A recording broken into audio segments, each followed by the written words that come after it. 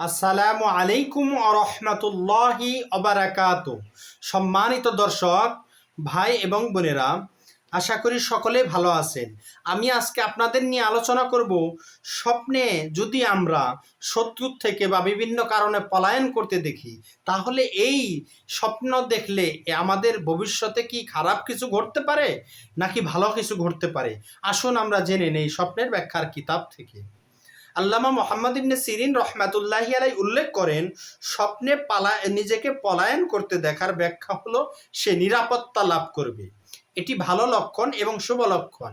আমরা যদি কেউ স্বপ্নে নিজেকে পলায়ন করতে দেখি, তাহলে আমরা বিচলিত হব না। এটি ভালো লক্ষণ এবং শুভ লক্ষণ। কেননা আল্লাহ তাআলা সূরা আহজাবের মধ্যে উল্লেখ করেন, ফাফিরু ইলাল্লাহ ইন্নী লাকুম মিনহু নাযীরুম মুবিন।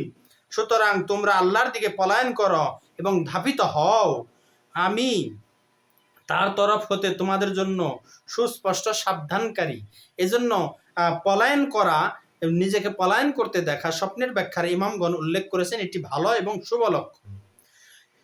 শত্রুর থেকে লুকিয়ে থাকতে দেখলে, স্বপ্নে দেখলে শত্রু থেকে সে লুকিয়ে থাকতেছে বা আছে, এরকম অবস্থায় দেখতে পেল, তাহলে স্বপ্ন দশটা তার শত্রুর সঙ্গে বিজয়ী লাভ করবে।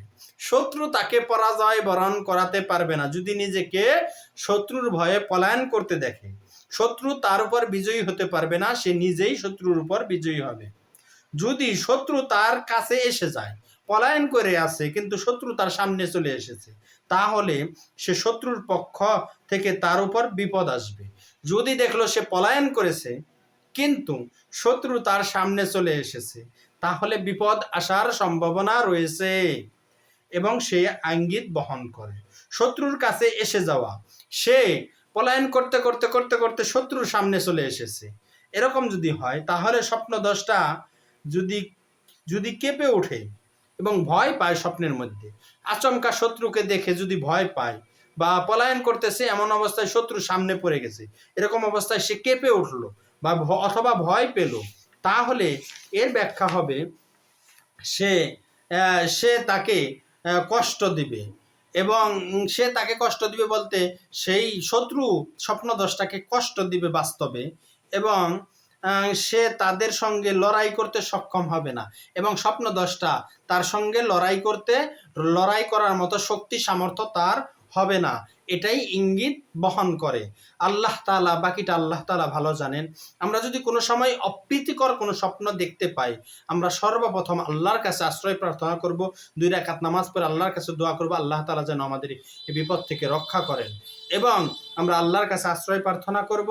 আর পরিশেষে আমার এই ভিডিওটি যদি আপনাদের ভালো লেগে থাকে, অনুগ্রহ করে আমাদের এই চ্যানেলটি সাবস্ক্রাইব করে দিবেন, সাথে থাকা বেল বাটন বাজিয়ে দিবেন, আর লাইক কমেন্ট করে পাশে থাকবেন, শেয়ার করে দিবেন, এবং কমেন্ট বক্সে যদি আপনাদের কোনো বিষয়ে জিজ্ঞাসা থাকে আমাদের কমেন্ট বক্সে প্রশ্ন করুন, আমরা উত্তর দেওয়ার চেষ্টা করব ইনশাআল্লাহ।